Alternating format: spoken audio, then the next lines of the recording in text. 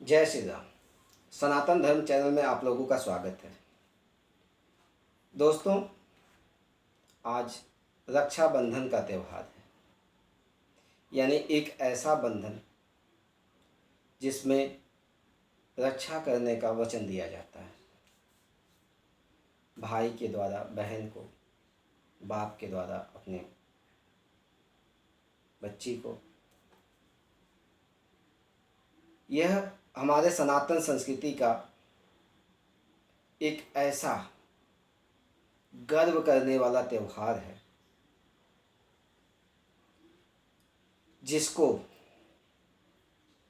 हर भाई बहन बड़े ही धूमधाम से और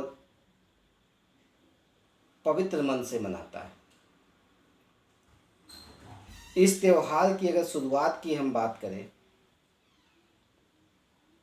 तो चूँकि भारत सनातन संस्कृति का देश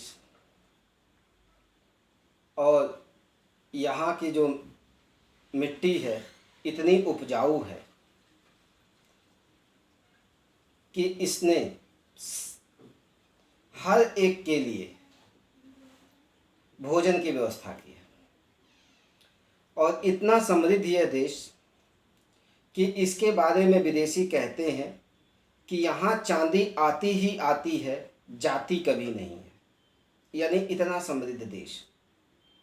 और इसकी समृद्धि को विदेशी जब सुनते थे तो उनको विश्वास नहीं होता था कि ऐसा भी कोई देश हो सकता है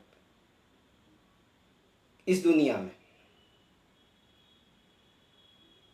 यहाँ की चकाचौंध, यहाँ की चीज़ें लोगों को, आक्रमणकारियों को ललायत करती थी, लोगों को ललायत करती थी आने के लिए। और इसकी प्रसिद्धि को सुन के आज से नहीं, प्राचीन समय में, ईसा पूर्व में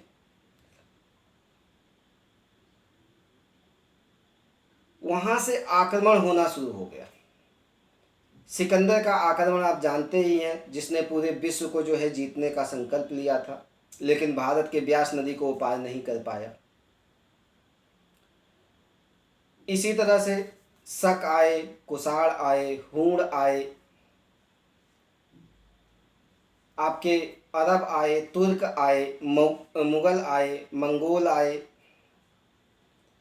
ये जो आक्रमणकारी भारत में आते थे, कुछ ने तो भारत को अपना घर बना लिया, कुछ वापस भी जाते थे। ये जो आक्रमणकारी भारत में आए तो कभी ये अपने साथ महिलाओं को लेकर नहीं आते थे। यहाँ पर वो जब आते थे तो अपनी सेना लेकर आते थे, लूटपाट करने के लिए आते थे। जब उन्होंने देखा कि यहाँ पे साम्राज्य बनाया जा सकता है, साम्राज्य भी बनाया।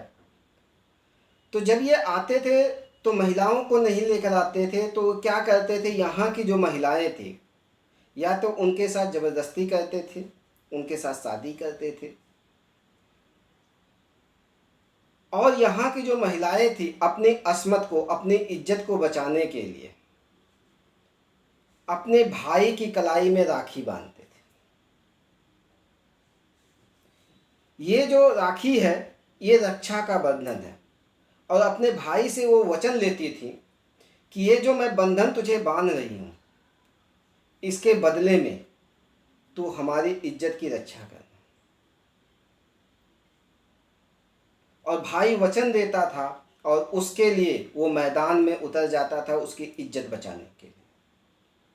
और वो जब मैदान में उतरता था इज्जत बचाने के लिए तो बहन तिलक लगा के उसको विदा करती थी। ये है हमारे सनातन संस्कृति की एक खूबसूरत देन। और इसी के तहत दो प्रथाएं चली भारत में। जब आक्रमणकारी आए, एक तो रक्षाबंधन का त्यौहार मनाया जाने लगा कि किसी भी मुसीबत में तू बहन की अपने रक्षा करेगा, रक्षाबंधन हो गया।